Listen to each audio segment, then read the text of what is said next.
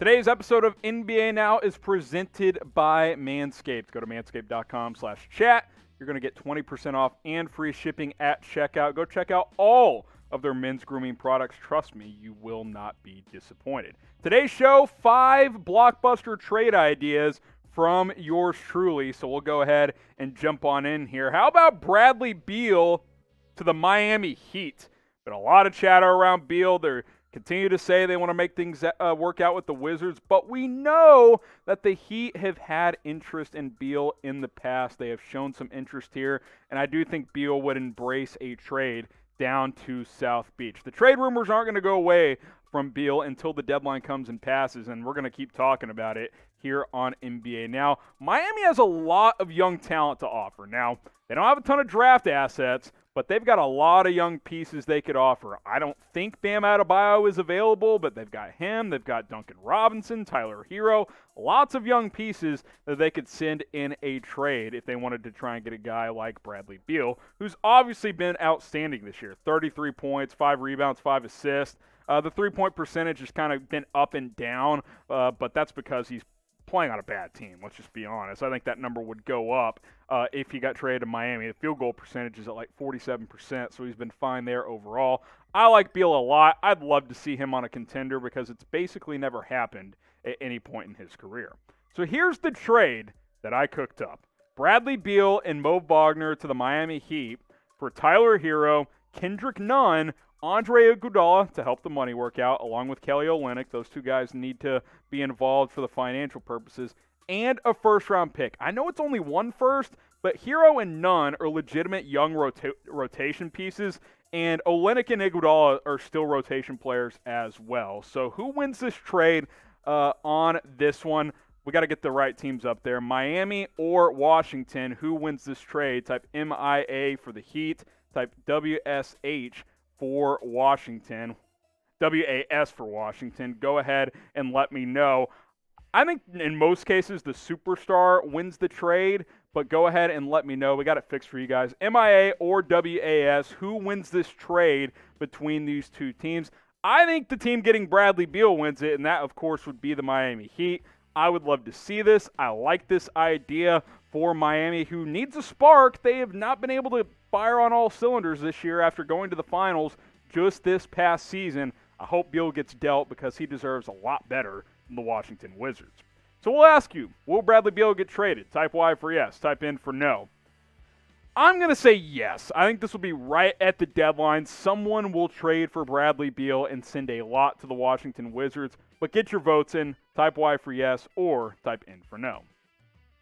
Next up, Andre Drummond to the Celtics as we go through 5 blockbuster trade ideas. The Cavs are actively shopping Drummond. And if you're a Celtics fan, go check out our Celtics channel, youtube.com/CelticsTV. Something we've talked about a lot over there is the need of a big man, and Andre Drummond could certainly provide that, at least for this year, because he is in the final year of his contract. Double-double machine. The numbers haven't, translated to a lot of winning, but Detroit and Cleveland haven't exactly had a lot of talent around him either. So I think he could come in, he could clean things up around the glass, give you some points around the rim, which is something that the Celtics have been lacking in recent years. They signed Tristan Thompson. He hasn't given them a ton. Daniel Tice is okay. Andre Drummond would definitely be an upgrade for the Boston Celtics. Now, he is sitting as of now in Cleveland because they don't want to risk injury as they continue to shop him. But he's been good, 17 and 13. I mean, he's a guy who can give you a lot of rebounding and some scoring as well. Now, his field goal percentage is lower this year than it has at any point in his career, but I don't think that's a big deal. He'll be shooting less with the Boston Celtics. He'll just be playing around the rim. Now, the reason I think the Celtics could make this happen is they have a $28.5 million trade exception a la Gordon Hayward, which that's a pretty big deal because Andre Drummond costs just over $28 million, so they can make that work. They don't have to match salaries with players. So here's what I cooked up for this trade. Andre Drummond and Damian Dotson going to Boston for Carson Edwards, Romeo Langford, Daniel Tice, and a 2022 first-round pick. That's my trade idea. Maybe it's a little expensive, but you don't have to lose Marcus Smart in this scenario. I think this is a good thing for both parties because the Cavs end up getting a first, even though it's 2 years from now, and they get a couple of decent, intriguing young players as well. So who says no? That BOS for Boston, type CLE for the Cleveland Cavaliers. I don't think either team says no. I think it's a win-win for both sides. It's time for Danny Ainge to start making some moves and not hold on to all of his assets. Make this trade happen if I'm the Boston Celtics. Now, today's show, like we mentioned, presented by Manscaped. You can get the perfect package at manscaped.com/chat for 20% off and free shipping. The perfect package comes with the Lawnmower 3.0, which is the best men's grooming product out there. You can shave your nether regions without any worry of razor burn or tug. It's the best product I've ever used. I endorse Manscaped because they are a legitimate company that gives you good products. That comes in the perfect package. You get this traveling kit and the most comfortable boxers you will ever wear. You can trust me on that. Manscaped.com/chat. 20% off and free shipping. You get ball deodorant, you get ball toner, you get all kinds of stuff in the perfect package. If you wear deodorant under your arms, you should wear it under your balls. Trust me, because it gets pretty gnarly down there. Manscaped.com/chat. 20% off plus free shipping. Trust me, your girlfriend, your wife, your friends with benefits, whoever it is, they are going to appreciate you as well if you go to Manscaped. All right, we got a few more trades here. How about Victor Oladipo to the Philadelphia 76ers? Now, it's already been pretty reported that the Rockets will continue to shop Oladipo before the deadline. They obviously got him as part of that James Harden blockbuster trade. Final year of his deal, doesn't make sense for them to keep him because he's likely going to walk in free agency anyway.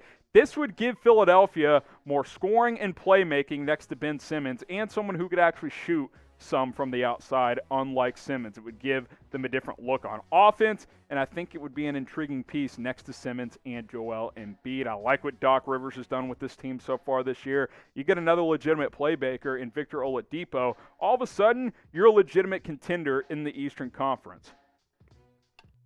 Oladipo averages 19 a game. The three-point percentage has dipped a bit, but the Rockets have a weird roster. I wouldn't worry too much about that. I think that number would go up around better talent. I like Oladipo's game. I think on a one-year rental, it makes a lot of sense for Philly, and then they can reevaluate to whether or not they want to re-sign him. Okay, here's the trade I cooked up. Oladipo to the Sixers for Shake Milton, Danny Green, Mike Scott, and a first-round pick. You're not really giving up that much player talent there. You're only giving up a first, basically. But if you're the Rockets, I think you still take it because you're getting a first for a guy that you didn't even really expect to have as part of that James Harden trade. So who says no, Houston or Philadelphia? I think both say yes. I think it's a win-win. Rockets continue to get assets for the future, and the 76ers get a true number 3 type of player next to Joel Embiid and Ben Simmons in Victor Oladipo.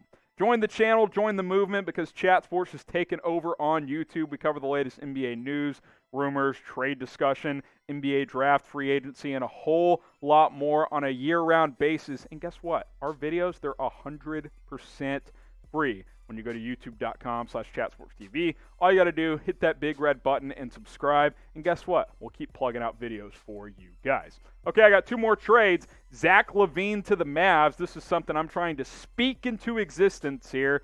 Zach LaVine is emerging as a superstar in the NBA. If you haven't watched, you better start because he's been absolutely fantastic. The Mavericks need another playmaker next to Luka. I just think they do. Jalen Brunson's a nice young piece, but he's not dynamic. He's a good backup point guard. LaVine can go give you 25, 30 a night on any given night because he's averaging 29 for the Bulls right now. I think he'd be great playing next to Luka Doncic. Now, Chicago's not going to actively shop LaVine, but I think they would be willing to move him for the right offer, which it's going to cost a lot. But look at what he's done this year. It's not like he's been inefficient either. 28.5 points, over 5 rebounds and 5 assists, shooting almost 44% from 3 on a bad team when other teams know he's the focal point. That's impressive. It's one thing to shoot 43% when you're Klay Thompson with the Warriors and you're getting wide open looks. Zach LaVine's creating his own shots. What he's doing in Chicago this year is one of the most undertold stories in the NBA. So here's what I cooked up for this one. Zach LaVine and Garrett Temple to the Mavericks for Jalen Brunson, Josh Green, Tim Hardaway Jr., Dorian Finney-Smith, and a 2025 first-round pick.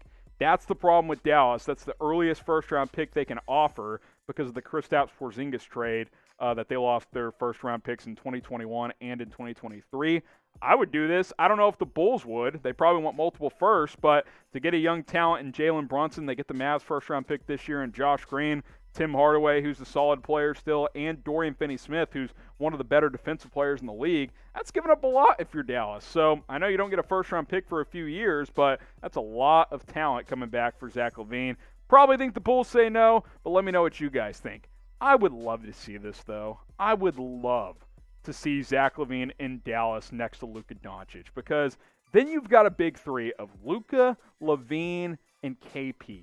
Luka, LaVine, and the Latvian. Come on, who says no? I don't. I want to see Zach LaVine play with Luka Doncic. That would be so much fun. Hopefully it happens. If you're a Mavericks fan, you can check out our Mavericks channel. It's youtube.com/MavsTV. We've talked about LaVine a couple of times. It's going to cost a lot, but I would like to see it happen. Name a player the Mavs should trade for. I say Zach LaVine, but there are a lot of players out there. Let me know what you guys think in the comments section. I would like to see LaVine in Dallas. I've made that very clear, but let me know what you guys think. Kyle Lowry to the Knicks. That's my final one here. Obviously, the Knicks already traded for Derrick Rose. You're like, man, another point guard? Well, D. Rose is a bench guy at this point, and you would want him to stay in that role. I think Lowry could help provide a playoff push with all that championship experience for a team who's currently in the number 7 seed in the Eastern Conference as we film this on Friday afternoon. Yeah, they're 14-16, but you know what? The East stinks, and if you want to make a playoff push in year one of Tom Thibodeau, I think Kyle Lowry is a guy who could help you get over the hump and be a 5 or 6 seed in the East. Still a good player. 18 points, 5 rebounds, 6 assists. He's shooting almost 39% from three-point range. And I think Toronto needs to move Kyle Lowry because I think that era of Raptors basketball is likely nearing an end. I would love to see him play for the New York Knicks, play in Madison Square Garden, and bring the Knicks back to the playoffs. That would be a fantastic story. So here's what I put together here. Frank Ntilikina, Alec Burks, and Kevin Knox, plus a first to the Raptors for Kyle Lowry. And remember, the Knicks have that Mavericks first-round pick, so they could still keep their own here in 2021 and ship out Dallas's. That's not giving up too much. Knox hasn't done that well. Ntilikina, he's fine. Alec Burks is on a one-year deal. Who cares about that? All that to get Lowry. I know he's a rental, but hey, sign me up for that one. Who says no?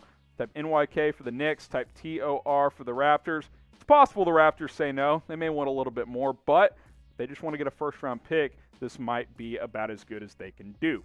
So there you have it. Those are 5 blockbuster trade ideas I put together. Bradley Beal to the Miami Heat, Andre Drummond to the Boston Celtics, Victor Oladipo to the Philadelphia 76ers, Zach LaVine to the Mavericks, and Kyle Lowry to the New York Knicks. It's going to be a busy trade deadline. This is the channel for you, youtube.com/chatsportstv, so you don't miss any of it. Let's hear them. Send in your best blockbuster trade ideas. I'll be reading them in the comments section, so go ahead, send them in right now.